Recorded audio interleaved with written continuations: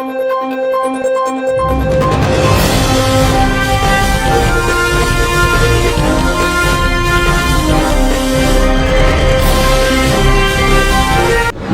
you're watching Kashmir News Bureau. I'm Kai Sadar. Here goes the stories of the day. 3 militants killed in North Kashmir's Uri. 5 AK-47s, 8 pistols, 45 grenades, 2 UBGL and huge ammunition recovered, says officials.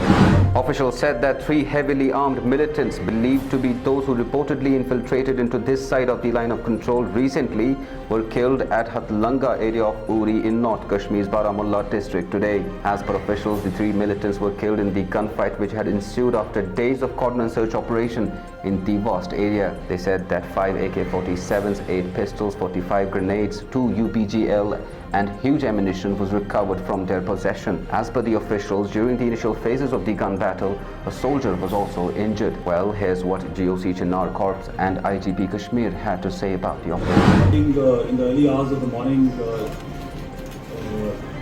in Hatlanga forest, there was a movement observed for an infiltration bit. In a very short, brief operation, this attempt was eliminated by alert troops along the line of control. We are also well aware that on 18th, a similar attempt was made in the hours of darkness, and over a period of about 3 days, during this operation it was revealed or rather confirmed that attempt for infiltration was foiled.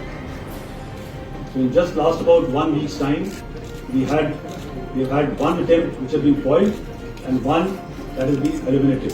A militant killed in Shopia gunfight was involved in attack on a civilian, says police.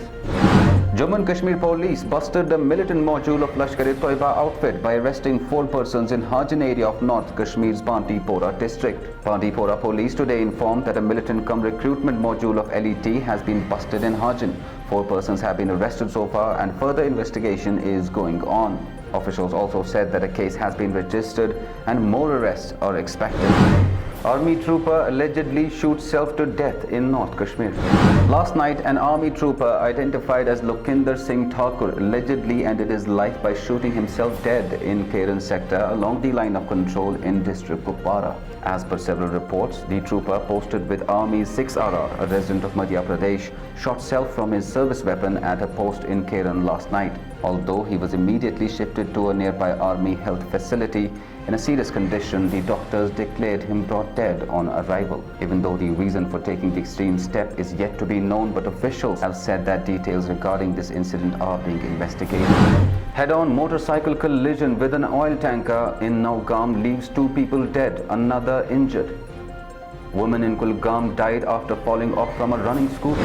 In a head-on collision of a motorcycle with an oil tanker in Srinagar's Naugam area, 2 people breathed their last on spot while another sustained injuries. The accident took place during the afternoon when the oil tanker hit the motorcycle, and the collision resulted in the death of 25 years old Yasir Aziz Dar from Avantipora and Kamia Shaukat from Pulwama. The third person, identified as Shoaib Tanveer, also a resident of South Kashmir's Pulwama, sustained injuries in the accident and was shifted to SMHS hospital for treatment. In another unfortunate accident, a woman identified as Rifat Jan died after she fell off from a moving scooty at Matibuk area of Yaripora in South Kashmir's Kulgam district. Former Jammu and Kashmir Bank Chairman Parvez Nehru joins People's Conference.